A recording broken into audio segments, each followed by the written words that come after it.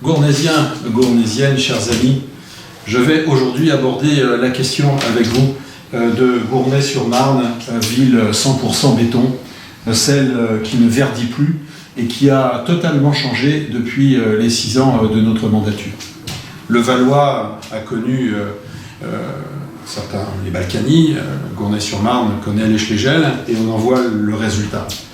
Et d'ailleurs, je vous invite tous à chercher les constructions qui ont dénaturé la ville depuis 6 ans. Elles sont au nombre de 3.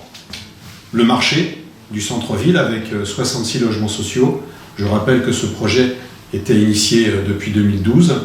Il y a 2 autres constructions qui sont sorties de terre.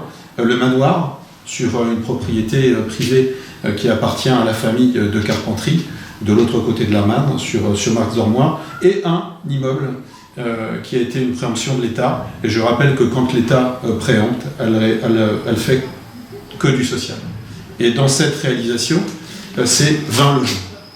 Donc vous faites le compte, 20 plus les 20 plus les 66 ou 24 logements pour la préemption, 24 et 20. Et vous avez le total des logements qui ont été construits, réalisés. Ils ne sont pas tous encore commercialisés.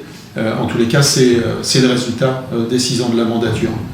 Pour le reste, bien sûr que des permis de construire ont été réalisés. Mais de la même manière que sur ces 3 réalisations, 2 d'entre elles datent de la période d'avant.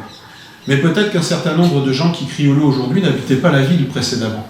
Peut-être n'ont-ils pas suffisamment d'antériorité pour voir l'évolution de la ville, comment elle s'est construite. Certains ont vraiment perdu la mémoire sur le terrain du Puy perdu, sur la gendarmerie, sur toutes les constructions mises en vente qui se sont faites ici ou là. En tous les cas, nous ne validons pas et nous ne souhaitons pas que Gournay-sur-Marne change.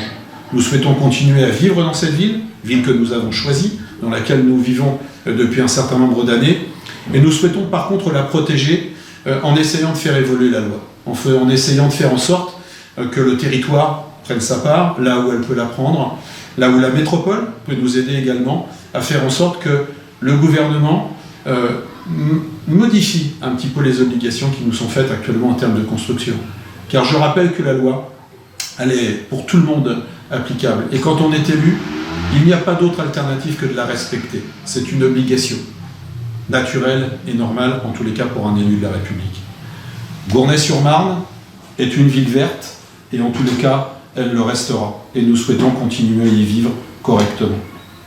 Merci de votre attention.